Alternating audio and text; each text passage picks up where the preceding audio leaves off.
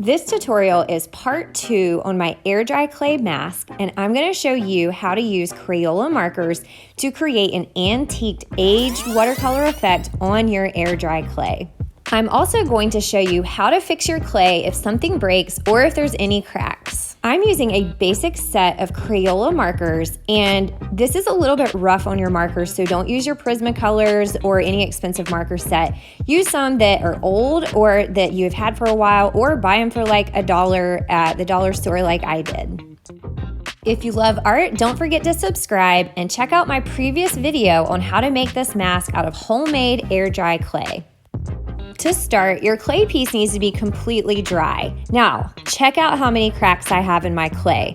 As I mentioned in my last video, I'm super impatient and I let it dry slow, but then I took the newspaper support off the back and then the face started to crumble in on itself.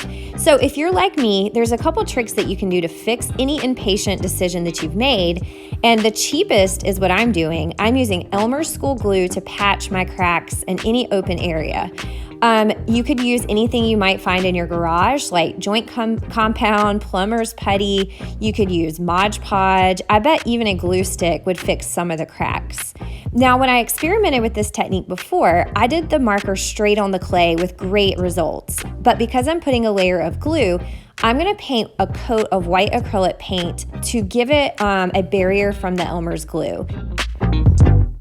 Once you've fixed your clay, it needs to dry completely before you put your layer of gesso, a clear coat, or acrylic paint over your glue.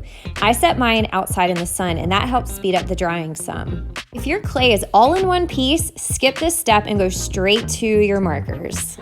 You can also just straight up paint your mask with acrylic paint, watercolor, shoe polish, nail polish. But I love this technique because sometimes if you're stuck at home during this quarantine like me, you might not have your regular clay or your regular paint. So this is a great way to use things you have laying around your house to create a really cool sculpture with an unexpected marker technique. Let it dry completely, and I'm talking to myself. Notice that I did not worry about the cracks on the back. Okay, here's my test piece, and I'm using my Crayola washable markers. You can see I've tried this out with green, I've tried it out with black, and now I'm going to do a warm red and yellow. When you add water to your washable markers, it bleeds almost like watercolor paint. So if you're itching to paint but you don't have anything at home, this is a great way to paint with a marker. I'm adding my yellow because I want it to have a nice gradient or blend, and I'm blending these colors together, and look how pow that looks on my clay. So remember, this piece of clay has not had glue or paint on it. So I want my mask to have an aged and antique look, and I'm going to try and keep it pretty simple.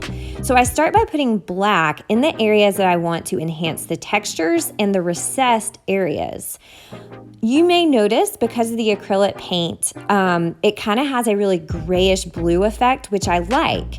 And so I'm just going to emphasize the areas that I want to have a shadow using my paintbrush and using my black marker. Remember, this is rough on your markers. So this is just a set I had that I bought for really cheap, just laying around. Don't use expensive markers because the rough surface of your clay will definitely get the nice, fine, smooth point of your markers messed up.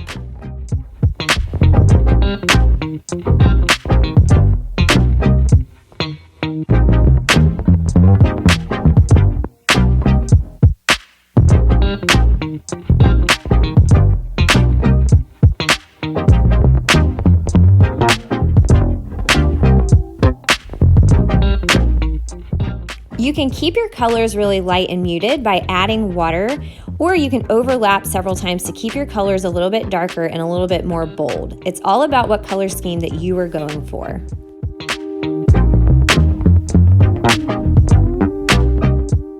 I love that dark pop in my pupil, and I really want to emphasize the shadows around my eyes and the texture of my eyebrows. Let's speed things up a little bit. I want to keep things simple, but I am curious to see how other colors will look on this clay, so I'm going to jump to red. Notice right away that because I put a clear coat of, or not a clear coat, I put a coat of acrylic paint, it's absorbing the marker in a different way than just the clay because there's a barrier. So the just clay leaf that I did, the marker's super bold, and when you have your barrier, it makes it a little bit softer, which I kind of like. So instead of red, it really does have a pink effect, but I think it works with my color scheme and it still has a nice flow of color that is just abstract enough, but is definitely something you would find on a face. I had a wild idea and I asked myself, what would happen if I dipped my marker in my cup of water instead of using my paintbrush? And that was so much fun. It made the color more watery and I could like drip it on the mask. And so I found that to be a really fun way to apply color. It's not as controlled as using your paintbrush, but I think it gives really great washes of color that you can kind of move around your mask in a more free way. To get your colors darker and more saturated, just overlap until you're happy with your colors. Using the paintbrush gives it the very loose watercolor effect, and you can build and layer your color. But be careful, especially if you have a clear coat. If you add too much water, you might risk pulling that layer of paint or gesso or whatever it is. So make sure that paint's completely dry, and just if you notice your clay starting to deteriorate or change in texture, you might want to not add as many layers. But I found that it was pretty easy to kind of overlap until I was happy with how dark my colors were.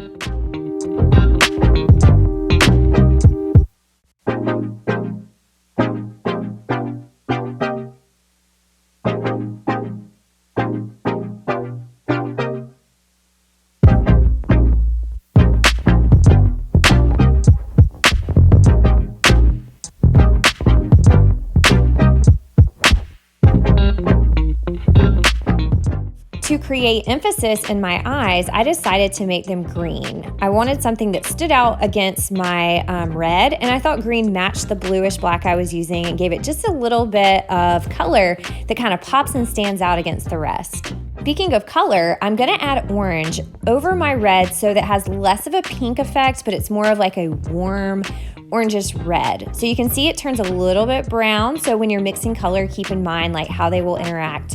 But this is a mask, this is a face, so a little bit of brown would be totally natural.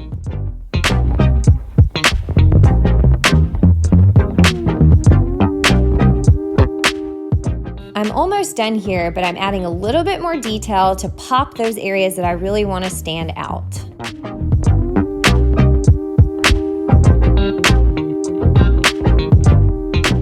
Use a paper towel to wipe away any excess water or paint, and if you hate your final product, all you have to do is overlap more color or paint it white again.